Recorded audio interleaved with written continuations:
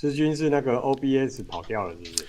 对，不过现在我这边也开始了，那我再 share 一下。Okay, sorry, Jesse. I will use the another link for broadcast, but for the streaming, but I will share the link with the other support unit, so they can help to let everyone know aware of this. Sounds good.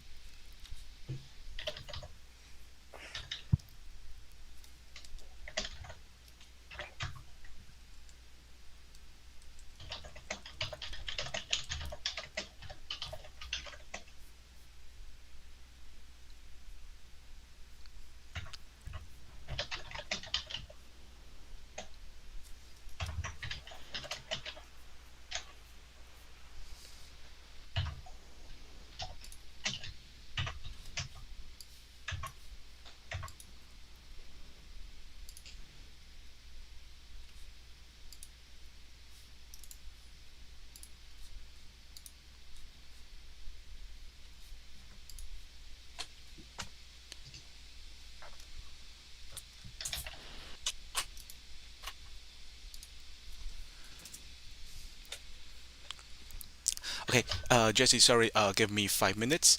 I will send the information by the information center to send a new link to all the audience. Okay.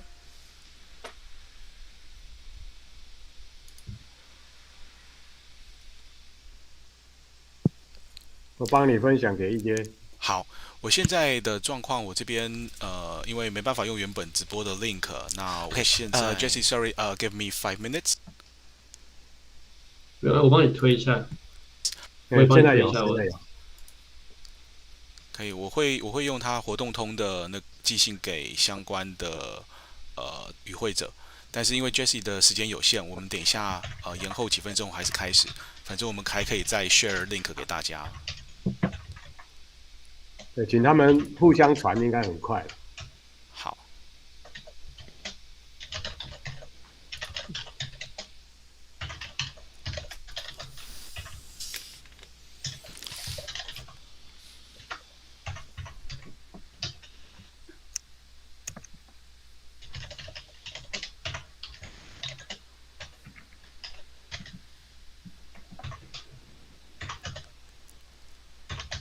有，那个朋友已经帮忙在原来的 link 留言了。好的。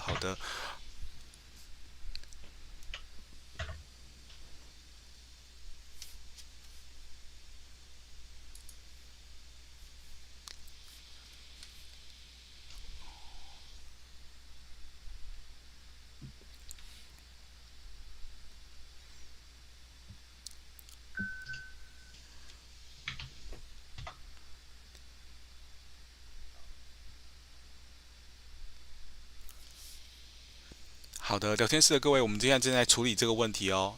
我们现在在用活动通的再寄发一次，然后也请协力单位在脸书去通知了。不好意思，我们的直播的 link 出了一些问题，那我们正在排除中。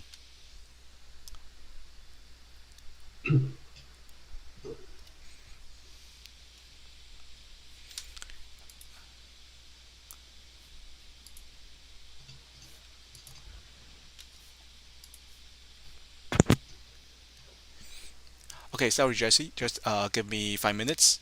So I will expect to start at 15. No problem. Yeah, thanks. Hey, Jesse. Yeah. How's it going with the school? It's going well. Wait, it's like now it's like a BBW. What's the round now? Round 5 now. Oh, it's almost finished. Yeah. No, we accelerated things a little bit, so now things are a little different now. How? Round 5 finishes a little earlier. Oh. And what we do is we basically, because it used to be we'd finish round 5 and then everybody would get ready for festival. Right. Yeah. Exactly. So the part that's different now is because it used to be not everybody was in festival. No, usually it's like a select group, right? Yeah, usually maybe 2/3 probably had something in festival, and maybe 1/3 didn't. So we're doing it differently now, where we're trying this new way where basically everybody gets into festival. Everybody gets something in the festival. Okay. And that way we can kind of finish earlier, and it makes sense for everybody to prepare for festival because everybody is working on it. So that makes it so more of a class activity. Right, and everybody has a showcase. That's right. Yep. And we're still inviting people to. You guys still inviting like industry people to go and see? Yep. Yeah. Now, last year we did it virtual. This year we're trying to do it in person because everything's in person at the school. Right. Now. So yeah. So that's the big change this year. And of course, the biggest change this year is the class is very big because last year's class was small because a lot of people deferred. And so this year we ended up with a bigger class than normal. We have, I think, 90 students in the incoming class. So it's a lot to handle right now. Wait, 90? Yeah, because last year we only had, because normally we have about, 75, I think, is the normal. Yeah, when I was there, it was like almost 60. Wow, it's getting more and more every year. Yeah, I mean, I guess we'd kind of topped out around 75, I think. Right. Something like that. But then with the pandemic, we had a class that I think was it was less than 60. And then for this current year, we weren't sure how many people were going to defer again because the pandemic was still happening. So we admitted a lot of people and just kind of took the chance to sort of see what would happen. And many of them came. So suddenly we had like 90 people. Wow. So even though that's a lot, the number of students in the building isn't that high. It's less than normal because last year's class was small, but this year's class is big. So the building isn't full, but the class is very full. Yeah, the class should be probably like a completely full. Yeah. When we were there, usually like in the back row, it usually is like a senior or like people interesting to come. Yeah. It's like a free seats for others. Right. Wow. Yeah. So, but it's it's all going well. It's kind of business as usual at the ETC. I'm still being very virtual there, but most people are there kind of in person, just wearing masks all the time. So you give the class like virtually from like. Yeah, but I'm only teaching a little bit now. Like I'm not there every week like I used to be. So I do some guest lectures and I do some student office hours, that kind of thing. Office hour. I miss that office hour. Yeah. Oh, okay. But how many people each team? 5. Still 5. So there's more groups of the people. Yes, more groups. Yep. Wow. But do we have that more lab can use? How many labs we can use for that? Like 90 people if you divide by 5 each group. That's a lot of groups. Yeah, no, it is. It's a lot of groups. I think it's 18 groups. Wow. I know. It is a lot. How's your work going? Interesting. Working, I think it's like a quite different job than the job I used to be in the past. So like working on a game was like 7 years long already. It's completely different mindset. Usually I work on the level for Candy Crush. I was working on Candy Crush Soda currently. Oh yeah. Yeah, and sometimes I work on the game design part, making a new event or a new blocker or a new game mode, something like this. Yeah. Because they are probably right now, so I can't talk to you. I can't talk too much. But yeah, but just like that, and sometimes helping other people doing like a design workshop. Okay. Like teaching spreadsheet, how using spreadsheet to calculate like most of the things in mobile game. I think that is a really good part of that. I wish ETC teach that sometimes in the past. Yeah. So so tell me more about what you mean. You mean like for example, like when we have a when we have like a task we need to release, like how many levels we need to release every week. So like production. Exactly, and we need to using spreadsheet to count the production. And okay. Yeah, something like this, and you need to be expert in the spreadsheet, not just like putting numbers in the spreadsheet. Right. You need to be more like a formula. You need to do the formula, make it automation. Formulas, pivot tables, all of that. So, exactly. Yeah, Chuck Hoover was teaching a production class for a long time where he would make the students do some pretty advanced spreadsheet work. Yeah. For I think he's taking a break from that class right now. I have to check in with him. I'm not sure because he's been working at Facebook. Yeah, I saw he left, right? He left shop. Yeah, that was a few years ago now. Okay. Sorry to interrupt. But I think the link is there. Right. Sorry for the trouble. We should be starting right now. Okay. Okay. So let me start to introduce, and then we'll hand over to Jesse afterwards. Sounds good.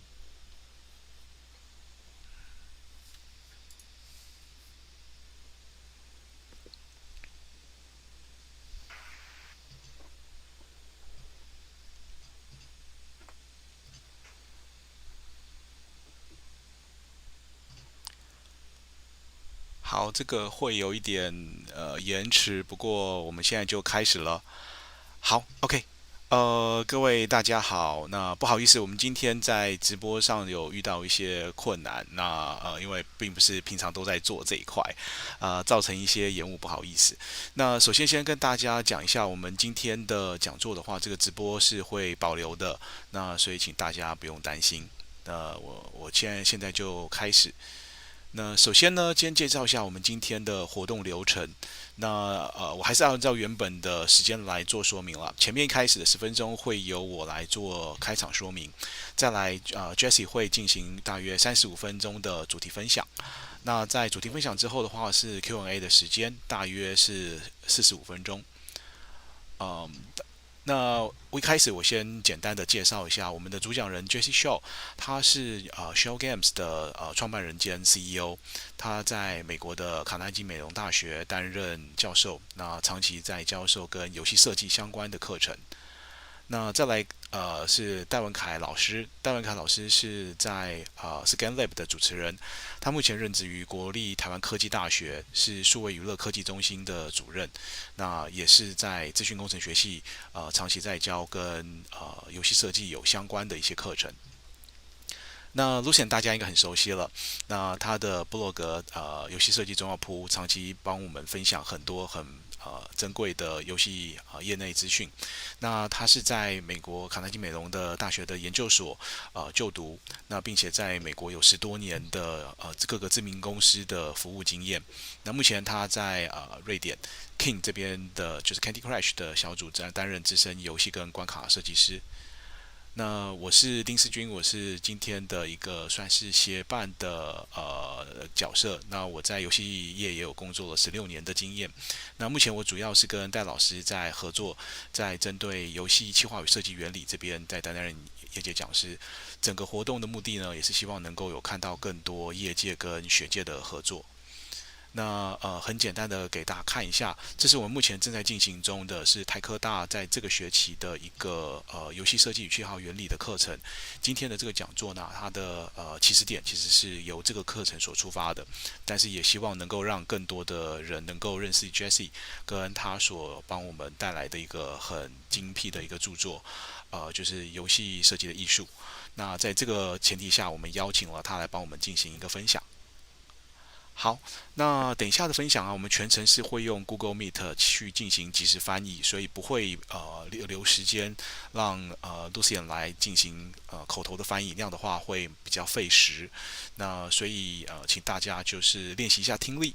但是 Google Meet 的翻译我们测试后其实状况还不会太差，所以大家就先加减的看，因为我们之后会在 YouTube 的频道上面公开这整段的今天的直播内容，所以大家如果有不是很清楚的部分，也可以先记下啊，之后我们再看这个影片。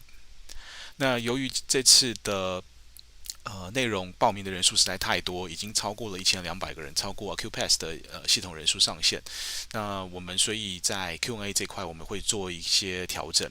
那之前已经有公布了 Q&A 的就是网址，那也请大家等一下继续使用这个网址来填写。我们已经有先截取了10多个问题，那等一会可以去来问Jesse 教授。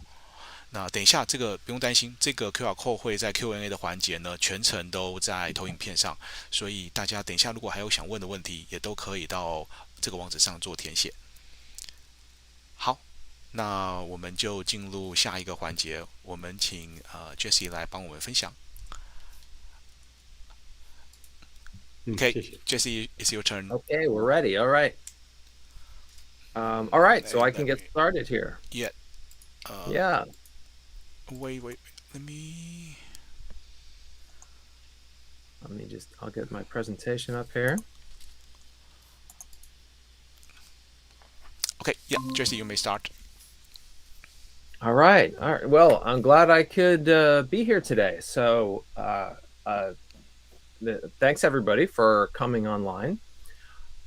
I was going to talk today about the future of video game characters. Video game characters are something that everybody, people who play video games, they care about, they think about a lot. And I think it's something worth talking about because when we talk about how video games are going to change over time, I think that one of the biggest changes we're going to see over the next 20 years in video games are going to be in the characters themselves. And I think this has a lot of bearing on the way that video games are going to tell stories. So I thought it was something that I would talk about a little bit today. Just to give a little bit about my background, I run a game studio in the United States in Pittsburgh, Pennsylvania, called Schell Games. Our studio has about 130 people. We've been making games for about...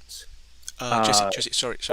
Yeah. Let me adjust the Google Meet setting because currently our portrait taking part of the screen, so the audience may not get a perfect look.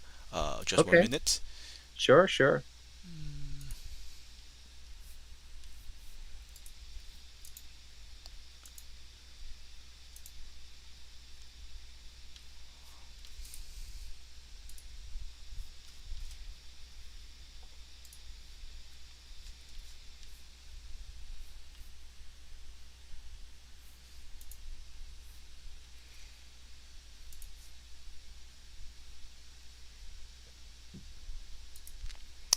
Okay, I can't see the other options here, so okay, just go ahead. Go ahead. Yep. Great. Yeah, so I run a game studio in Pittsburgh, Pennsylvania. So we have about 140 people. We've been making games for about 19 years. We make all kinds of different games, mobile and virtual reality and interactive theme park projects, all kinds of different things. And as well as being at Schell Games, I also teach at Carnegie Mellon University at the Entertainment Technology Center, where I've taught for several years, classes in game design and virtual reality and many other things. Before that, I used to work at Disney Imagineering, which is the part of Disney responsible for making theme parks and theme park attractions. And I'd worked on something called Disney Quest, which was Disney's virtual reality theme park back in the 90s. And some of you may know I wrote a book called The Art of Game Design, which has kind of been the center of a lot of my teaching. So talking about the history of game characters and game storytelling. Many people know the game publisher EA, but people today don't realize that EA actually stands for something. Their old name was Electronic Arts. That was the original name of the company. And Electronic Arts was a very different company when it started than kind of the sort of mega publisher that it is today. When Electronic Arts began, they were very focused on the art side of things. They were trying to make games that were really beautiful, really different, that were really pushing the limits of storytelling. A frequent thing that they would discuss, and this was a long time ago, this was 40 years ago, they would talk about, when will we have a video game that's so emotional that it makes people cry? And this question of how can we use video games for deep storytelling is something that we still all talk about today. Certainly, in the US, in English-speaking countries, we always hold up Shakespeare as an example of, sort of some of the greatest storytelling that we know how to do. And the question often comes up, can we have Shakespeare of other mediums? And we certainly know, plays are one thing, but novels are something else. And so we know that in literature, of course, there are great books, and people talk about the great art form of storytelling in books. And then in the 20th century, films started to appear. And we started to have great films that people saw as great art, incredibly moving, important works of art that we are going to want to preserve, possibly for centuries. But what about games? Do games have this? When we look and say, what is some of the greatest storytelling that's ever happened in games? Sometimes it's a little uncertain, right? What exactly, where is our Shakespeare of video games is a little unclear. You have some people who say that no, games can't possibly have that kind of level and power of storytelling. There's a lot of problems that keep games from being powerful this way. But others say that it is possible. But if we're going to look at it, it's video games are not new right now. We've had video games around for 40 years. And in 40 years, it's questionable whether have we created a game that is so good that in 100 years people will still be talk about what a great work of art that game is. It's not clear that we've made that yet.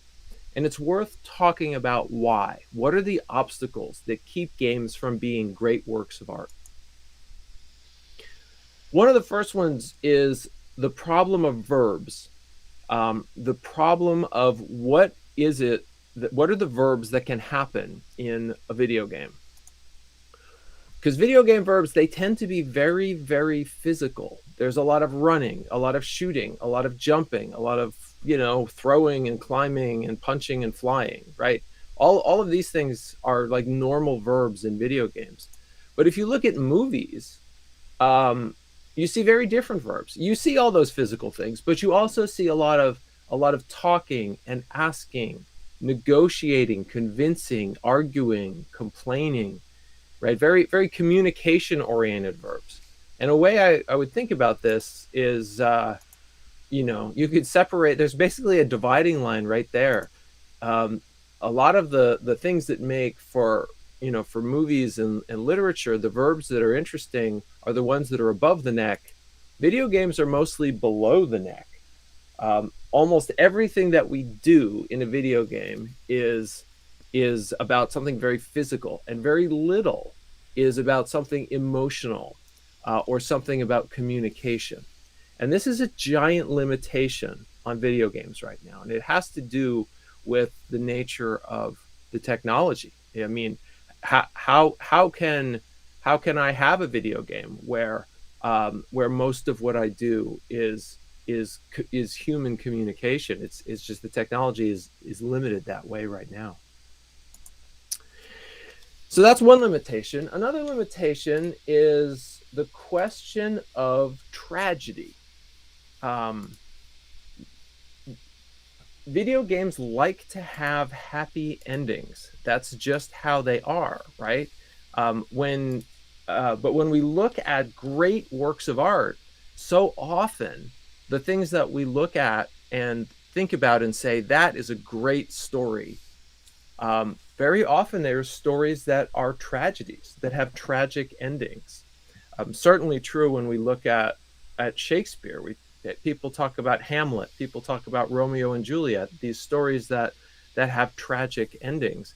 And we're not good at that in video games, right? We don't have a lot of tragedy. We want everything to have a happy ending in video games. If you look at a story like Romeo and Juliet, where I'm going to give you spoilers, both of them die by the end of the story. If that happened in a video game, you would just say, okay, wait a minute, I made a mistake. Let me rewind to the last checkpoint and I'll fix it, right? That's what video games do. So it's a question, is it true that tragic storytelling isn't really available to us as video game designers? And then a third problem is the problem of unity, because video game stories, I guess all stories, the beginning and the ending are tightly connected. In a solid story, you get to the end and you look back and you say, of course it ended this way. It could only have ended this way, right? We look at a story like Cinderella, which is all about, this girl who lives a terrible life, but then she's able to get away from it and become a princess. The beginning of the story, she's sad and she's dirty, and the only way that this story makes sense is that by the end it moves to this, she becomes this beautiful princess. If you make it an interactive story where she can do all kinds of different things, the power comes out of the story. And so that's a problem for video game stories, because video game stories want to be interactive. And there's this movie I love, it's called Hamlet 2, and it really has some scenes that kind of exemplify the way other artists see the medium of video games. So we'll look at a clip from that movie, and this is a situation where you have a drama teacher who's trying to put on a play, and some parents have objected to the story in the play, and they want to take their son out of the play because they object to the story. And so I want you to hear this conversation. Yes, our concerns about the play are of a different nature. If it's the sex and violence, I can totally tone that down. No, we're fine with those. Then what is it? We merely expressed our absolute distaste for a sequel to what is arguably the greatest play in the English language. Not to mention the quality of the writing, which is quite low. Well, no offense, but what the hockey puck do you know? Well, I've published 9 novels. I have a PhD in literature. My wife is a painter. She currently has an exhibit at the Guggenheim in Bilbao. Okay. Then help me fix my play. I'm trying to save drama. You have Hamlet using a time machine to stop Gertrude from drinking the poison, to stop Ophelia from drowning. You're taking the tragedy out of the tragedy. I just wondered why in Hamlet 1 everybody has to die. It's such a downer. I mean, if Hamlet had had just a little bit of therapy, he could have turned everything around. Everybody deserves a second chance. Right, and this I think is how a lot of artists and writers see the medium of video games. They see it that we don't know how to do good storytelling, that we're so focused on making a happy ending that we throw all the art and the power out the window. And that's a problem with the nature of our medium. Yes, our concerns Sorry about that. There we go. So when we look at kind of understanding the relationship of where does story fit into video games, I often talk about this group of 4 things. And the 4 things here are, I call this the elemental tetrad: story, game mechanics, technology, and aesthetics, or the art of the game.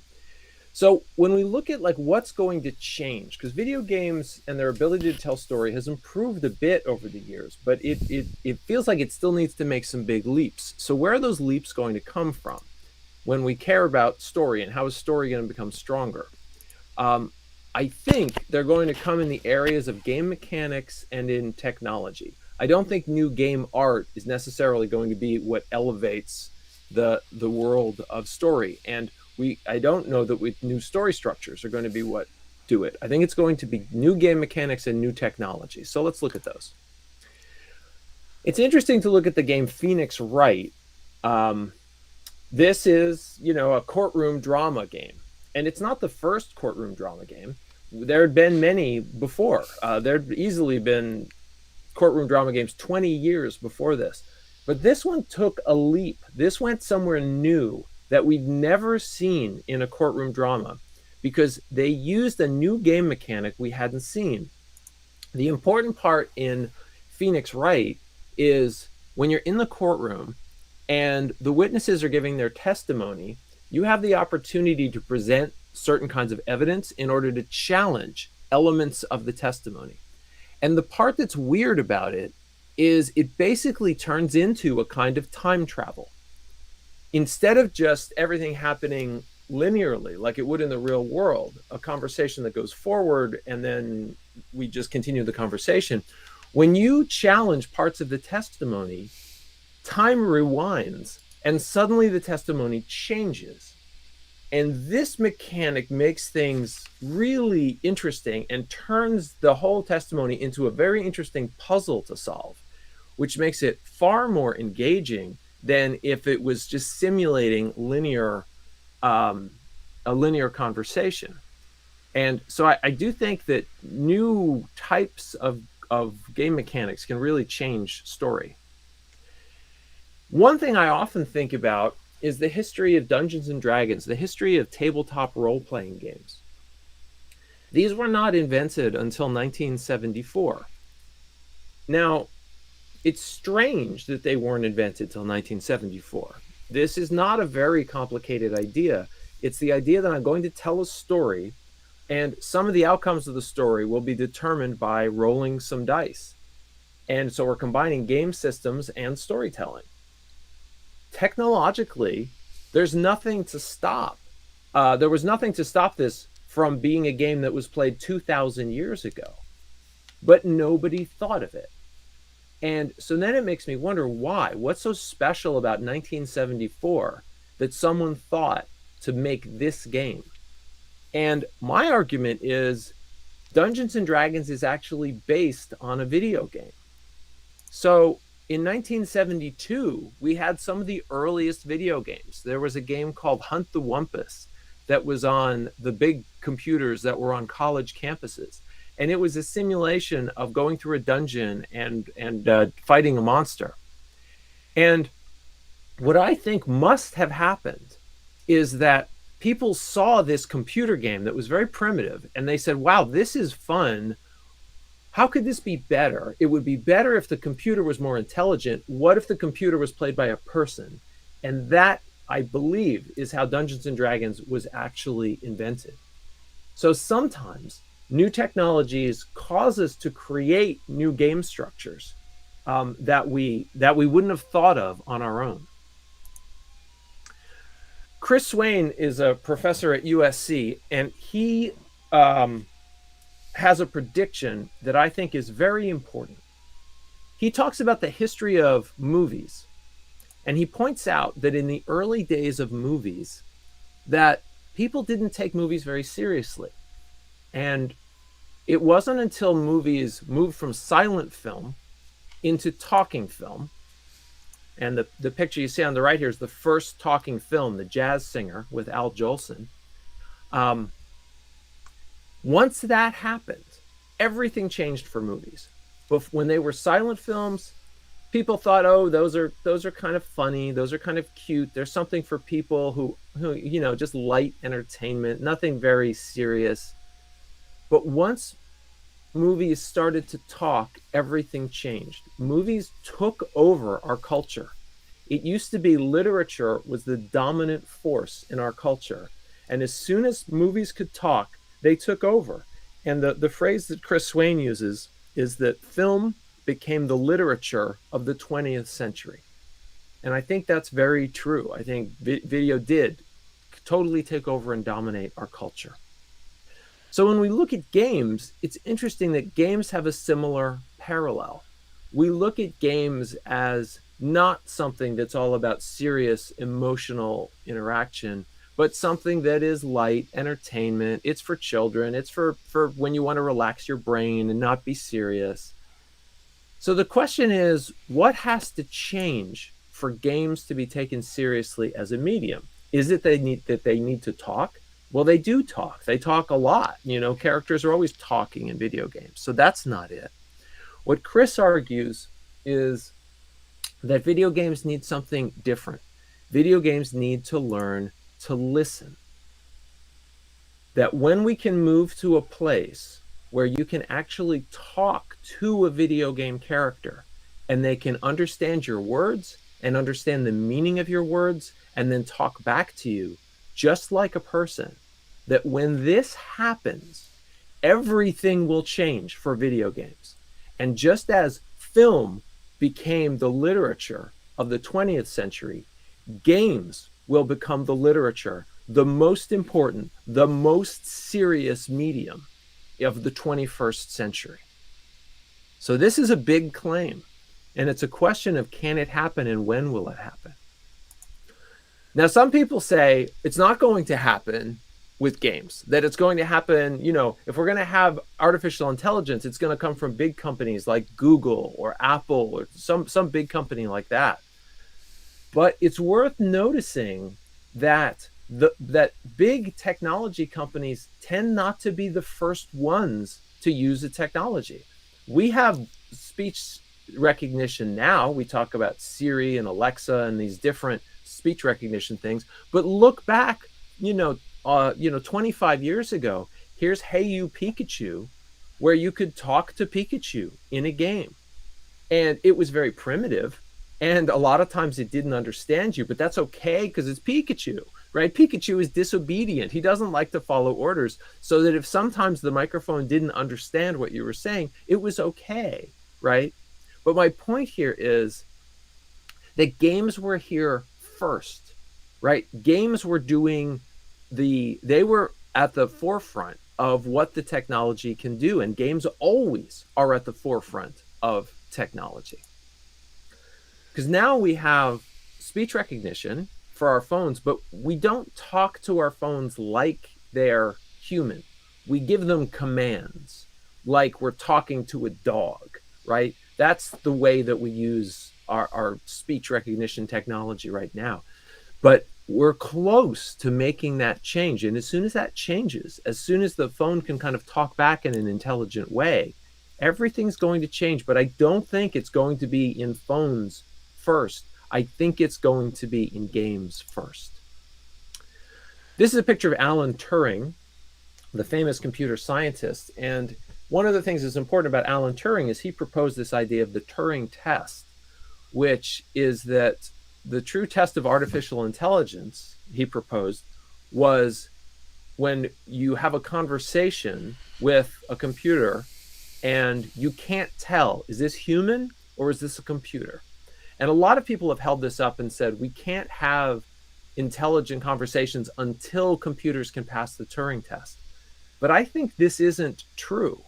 We have lots of different, if you look in the world of storytelling, we have lots of different characters who aren't human. So there's Data from Star Trek. He's an intelligent robot. And he's a very interesting character. He's not human and he doesn't act human. And you wouldn't expect him to act human. But it doesn't mean he's not interesting to interact with. So for people who say we can't have interesting conversations until computers are indistinguishable from humans, I don't think that's true at all. There's lots of ways to have interesting conversations and still know that, like, yeah, I understand that this isn't a human. When we look at the history of storytelling in games, it makes sense to look at and think about the time of text adventures. And so this is a little bit from an early one called Zork from the early 80s. It was a very popular text adventure. Now, text adventures have mostly gone away. I mean, they still exist in a kind of hobbyist space, but they're not part of mainstream gaming anymore. But 40 years ago, they were a big part of mainstream gaming. And then that went away. And people mostly say, oh, that's because technology got graphics. And so as soon as graphics came, nobody wanted text adventures anymore. But this isn't right. There's something not right about that statement. It's like saying, once television came, no one wanted books anymore. That's not true. People still read books. Books are still important and valuable to people. So what is it about text adventures that made them go away? And I think it's more, text adventures have a problem. Text adventures present a lie to the player. Text adventures set up a situation, and then they give you a little prompt, and they say, you can type anything you say, and we'll do it. The problem is it's not true. Most things you type, the computer doesn't understand. So when you play, you're not usually thinking in a natural way. Instead, you're thinking, what can this computer understand? And you're doing this weird puzzle where you're trying to understand, well, what does the computer want me to do? What words will it understand? And that ends up being more frustrating for most people than like a natural textual experience. And we may be getting to the point where that can start to change. We've had games like Scribblenauts, which was this fascinating game. It is a graphical game, but it lets you type words. And the idea in the game is that you're presented with a problem, and the way you solve it is you tell the game what objects would you like to appear in the game. And you can type anything, like literally anything, and it knows, and it will make it real in the game. If I say bicycle, a bicycle appears, and you can ride around on the bicycle. If I say, make the planet Saturn appear, it appears, and here it is. The game knows something like 25,000 different words, and they're all functional. Like if I say, make God appear, God appears. Make the devil appears, and the two of them start to have a fight. The game is almost shockingly advanced in its ability to have everything in it and have everything behave in a sensible way. And as games like this start to grow, they can grow and change over time. As Scribblenauts got more advanced, it just kept building on old versions of itself. And so it got more and more and more advanced. So I think we're likely going to see this very soon. We're going to see these advanced vocabularies and advanced understanding that characters can have in games. And then there's another thing to think about, which is emotional recognition. I think we've all seen filters like this one.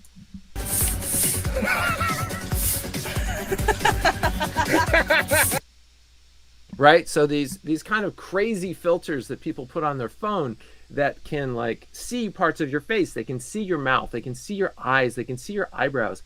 And mostly we just use them to be silly, just to make a silly face, or or to make ourselves look stylish, in a TikTok video or something. And here's someone playing a funny game where you're like lifting weights with your eyebrows. But when you think about using this same technology to recognize my emotions, at my studio, we created a game all about recognizing emotions, and it was designed to help autistic children learn to communicate with their parents because sometimes they can't recognize facial expressions very well. So we had the computer help recognize the facial expressions to help train the children to understand the facial expressions of their parents.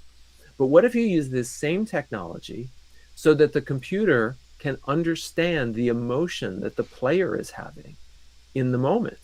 So we have all the technology, we just haven't used it in the right ways yet. Let's just jump ahead here. So I want to take a look at this video. This is a video from maybe 10 years ago. Peter Molyneux tried to paint a picture of what the future of video game characters might look like. It was originally a demonstration for the Kinect. And it's his Milo demonstration, and it's really worth looking at. We've been experimenting with something here. I'd like you to meet a boy called Milo. He's a character that can recognize us, he can recognize our faces, he can recognize our voices, he can recognize emotions in us. And this is Claire. She's going to introduce you to Milo. Hi Milo, how are you doing? Hi Claire, you okay? Actually, I'm a bit nervous. You? Nervous? I don't believe it. This is the first time that thousands of people are going to see this. Thousands of people? So in the video, Milo looks a little bit nervous. And I think he's nervous because he's a fake, right?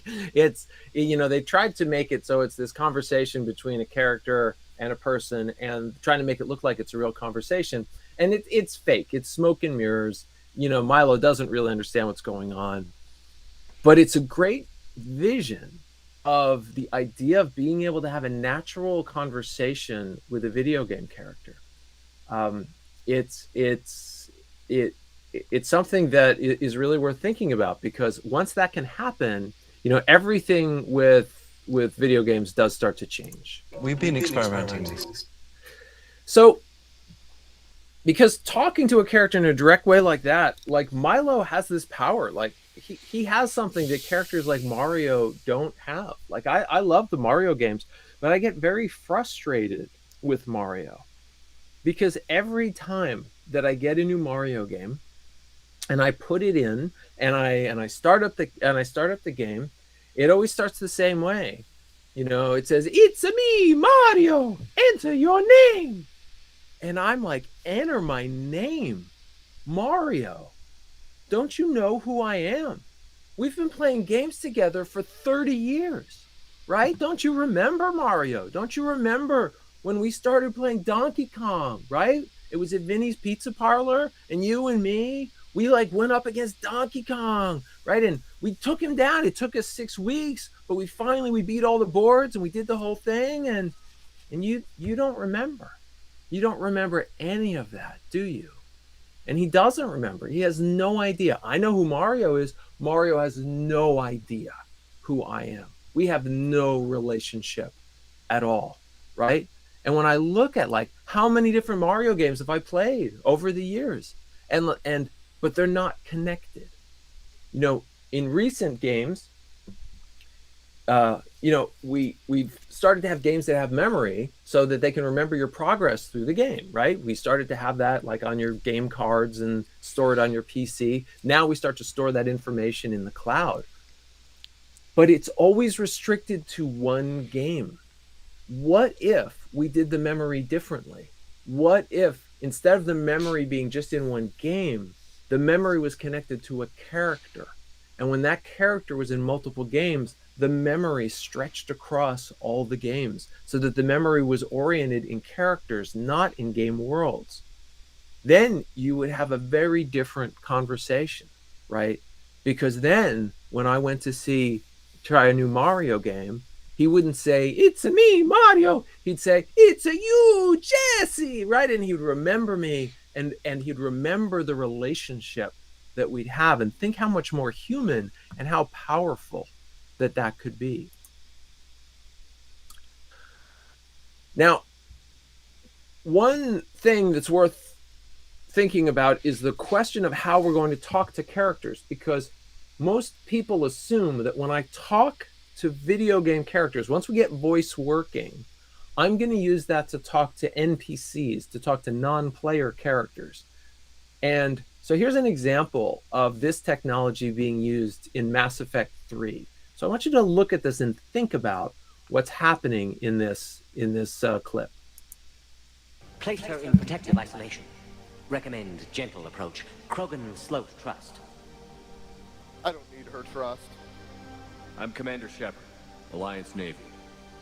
Are you here to kill me? Of course not.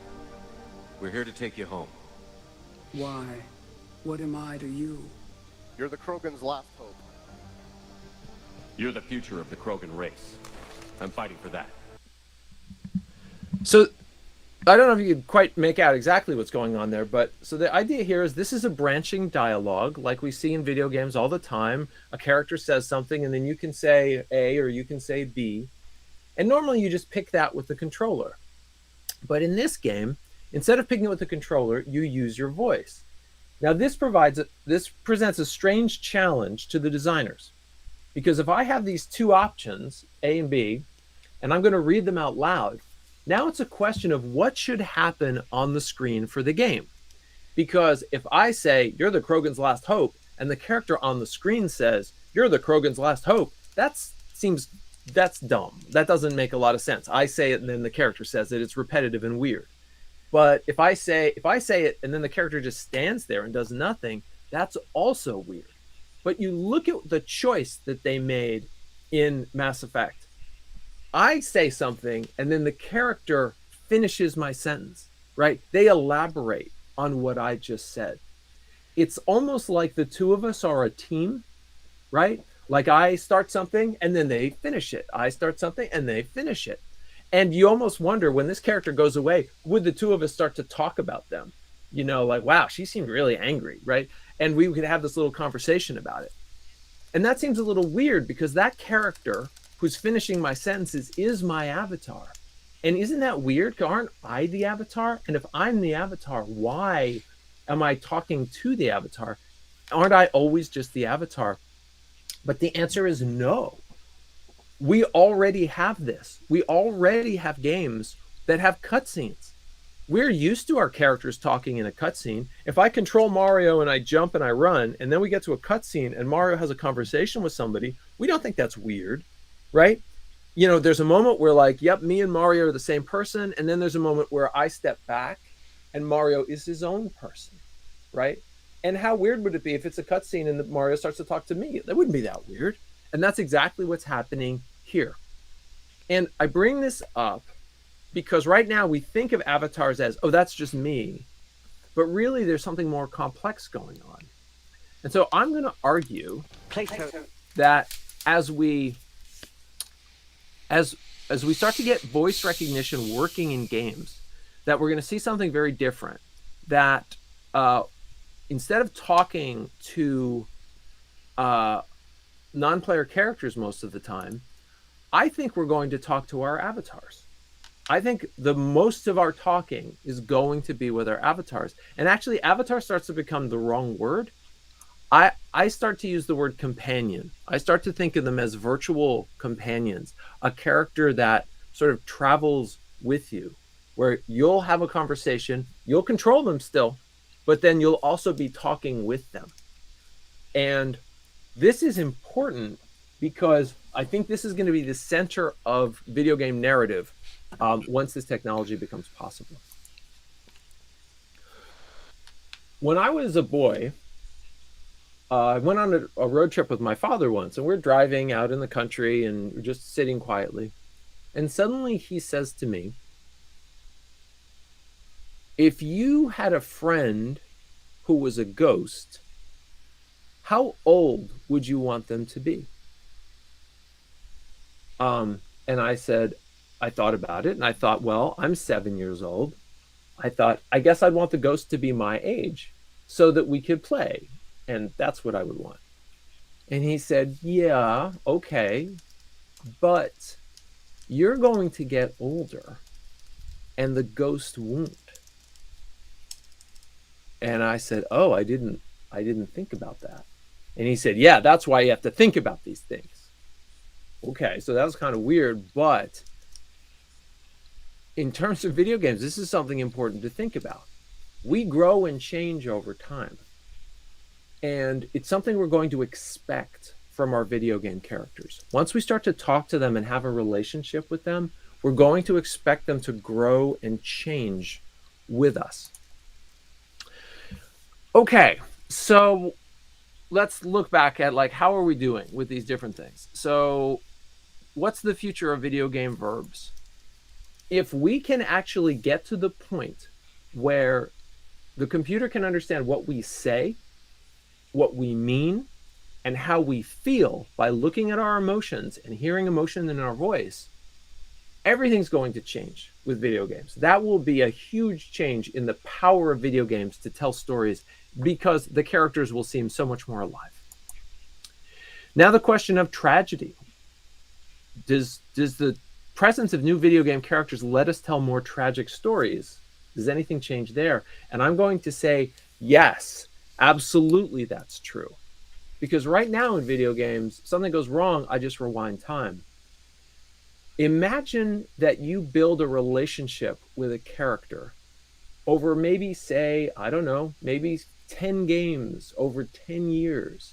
And this character has stayed with you and changed with you and remembers everything about that history. And then something happens. And say that character dies and is gone forever from you. And those memories are erased. Think how powerful an experience that would be. Or maybe even not something so drastic as that. Maybe the character has a fight with you and says, I don't want to talk to you anymore. And they leave, right? And they're not going to be in the next game for you because they're mad at you. Think how that would feel and how powerful an emotion that would be. I think characters with memory are going to give us the ability to tell powerful, tragic stories in a way that we haven't seen before. Does this help with the question of unity? In some ways, I don't know. I'm not so sure about that. But I guess what I feel like is if we're going to have characters that are ongoing, that stay with us, the story doesn't exactly have an end anymore. And so the problem of the beginning and the end being connected, that is less important because it's an ongoing story. So this gets to the question of, well, so does this mean we're going to get to a place where someone becomes the Shakespeare of games? And I think that, yes, we're going to move there, but I think it's going to be different than people expect. Yes, I think the Shakespeare of games will be someone who tells stories, a teller of tales, but I think more than that, they're going to be a crafter of characters. The person who creates games that have lasting emotional impact for centuries is not going to be so much that they created plot lines. It's going to be that they created characters that moved us in important emotional ways.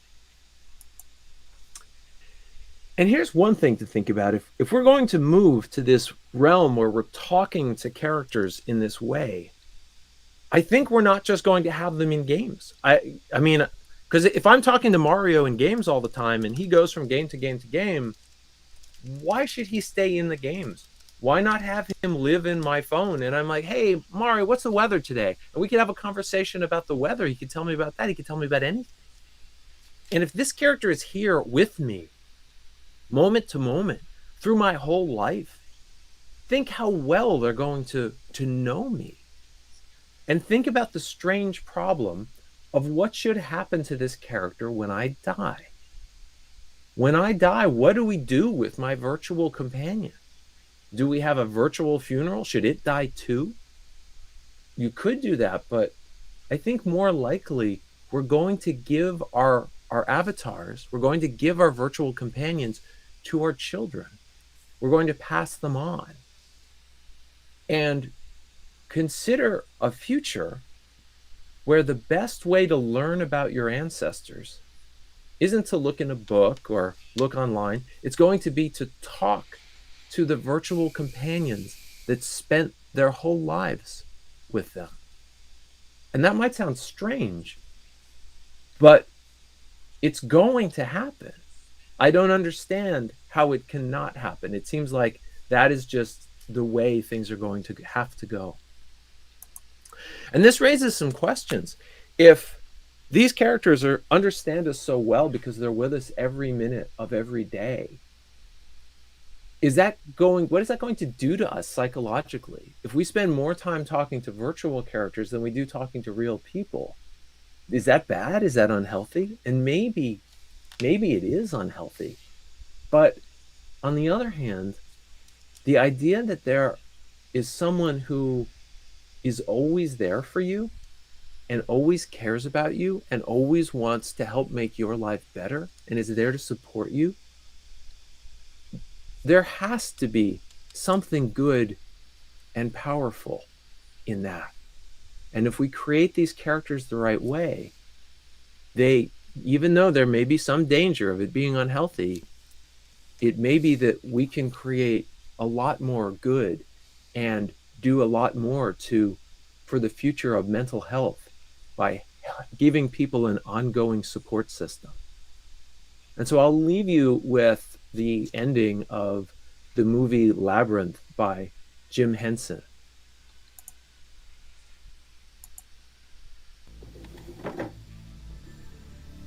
Goodbye, Sarah.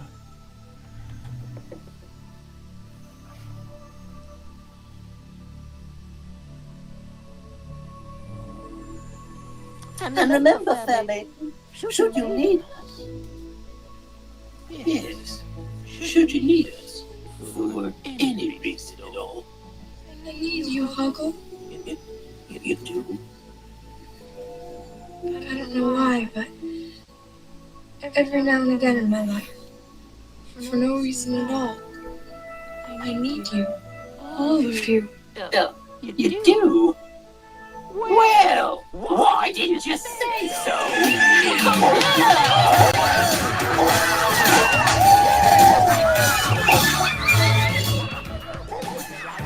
All right, well,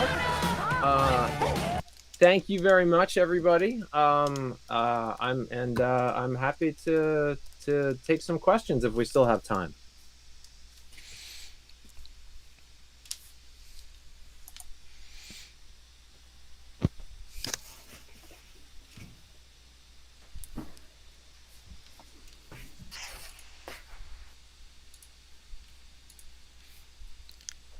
好 ，OK， 不好意思，我们这边在直播上有碰到一些问题，但是接下来的话，我们就进入 Q&A 的环节。That's a really interesting talk, Jesse. Oh, thanks, Lucien. I got a couple of questions, but I would like to let the audience go first. Sounds good. But seems we're still waiting for the question. I was like curious when you start talking like you meant like a different medium have like a different way to see that, right? Like such Shakespeare, his books, people still want to read it. It's the old way they want to read, and you put a picture of a Final Fantasy VII. That is really interesting because that is a classic game in the history. But recently he just remade, like a year ago he just remade, but that was interesting. Like people still very anticipate that game's coming again because like the new generation people, they still want to play what is the classic game in the history.